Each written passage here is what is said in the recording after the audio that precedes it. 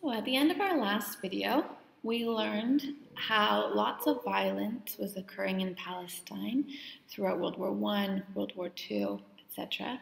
And that in February of 1947, the British announced that they would leave Palestine. However, before Britain decided to leave, they asked the UN to come in and take a look at the situation and make some decisions. So today we are going to look at the withdrawal of Britain and the creation of the State of Israel. By the end of today's video, you should be able to answer the following questions.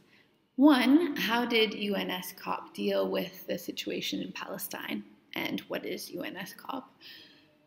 What happened between 1947 and 1948, and when was the State of Israel created? And the cartoon beside here is a visualization of the situation in Palestine. So Palestine is the sick patient, while the other people standing around are major world powers. So UNSCOP, what is it, and what is this UN partition plan? Well, UNSCOP stands for United Nations Special Committee on Palestine. The UN, when they were asked by Britain, decided to send a bunch of their members who didn't have any interest in Palestine. So these are members like Canada, Czechoslovakia, Australia, Guatemala, India, Iran, Netherlands, Peru, Uruguay, and Yugoslavia. So they sent members of the UN from these countries into Palestine to collect evidence. They didn't just visit Palestine, they also visited Holocaust survivors in Europe. And they're collecting evidence to put a plan together of what should happen to Palestine. So when they get to Palestine, the Zionists are presenting the case for partition. Zionists really want Palestine to be partitioned into Jewish and Arab state. But the Palestinian Arabs refuse to meet with the UNSCOP representatives. And throughout the visit, there's a lot of violence and illegal Jewish immigration occurring. So things are still pretty tense in Palestine. The plan is unveiled in August 1947. It states that the British mandate should end and Palestine should be divided into two states, a Jewish state and an Arab state. You can see this on the map on this slide. So the Jews, even though they only had 1/3 of the population of Palestine, they were given 56% of the land. So all of the orange land was given to the Jews in this plan. And that is because the UN felt that Jewish immigration was going to continue, and so they needed to have more land.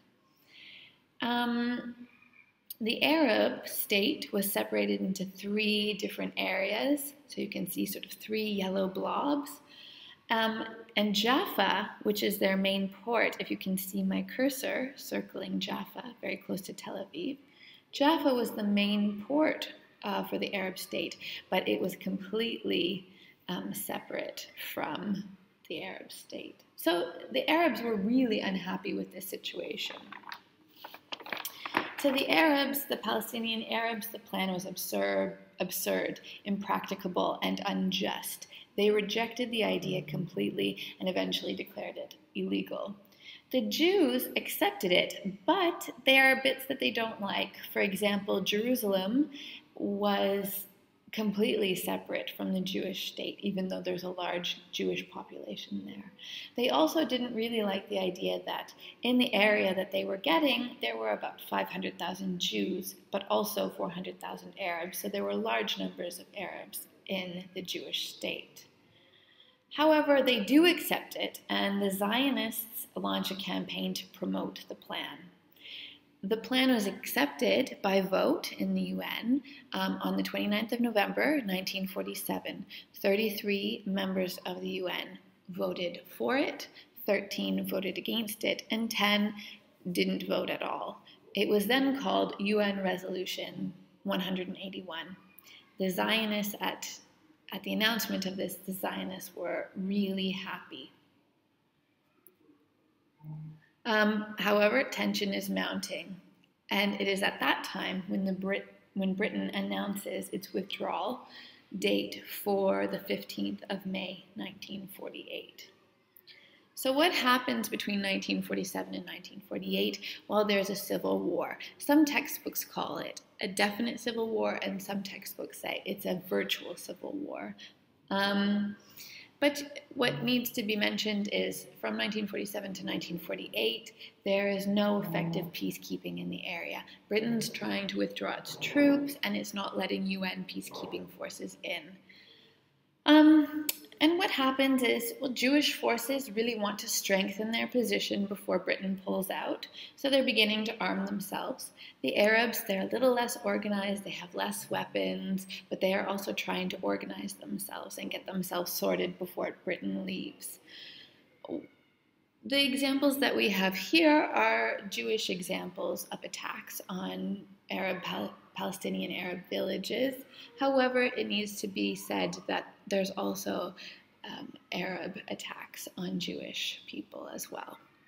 So one of the first examples I have is in April 1948, we have this Plan D, or Plan Dalet, which is launched by the Haganah. The goal of the plan is to ensure that the area designated as the Jewish state was in Jewish hands once the British left. So they want to make sure the Jewish state is Jewish. They also want to ensure access to Jerusalem because there, as I said before, there are a lot of Jewish people living in Jerusalem. So how did they do this? Well, they're forcibly expelling Palestinians from the area. So forcing them to move. They're also attacking and capturing Palestinian villages on the way to Jerusalem. About 200 Arab villages are attacked, and people are killed or forcibly moved. One example of this is in April and May 1948, the massacre at Deir Yassin. I'm not 100% sure on the pronunciation. So what happened at Deir Yassin, it's one of these attacks in Plan D, basically combined Irgun and Lehi forces come to the village and attack it. The village is about 8 kilometers west of Jerusalem. They killed 254 civilians. These are men, women, and children. People were robbed, houses were looted, some dead bodies were thrown into wells. And a number of the survivors were packed on trucks and paraded throughout the streets of other villages as a warning. You need to get out, basically, is what the Jewish forces are saying. So again, this is not the only massacre that occurred in the Civil War. Arabs are also carrying out atrocities, but this is a good example. And also the effect of these attacks is that 300,000 Palestinians are fleeing to other areas of Palestine and other areas of the Arab world.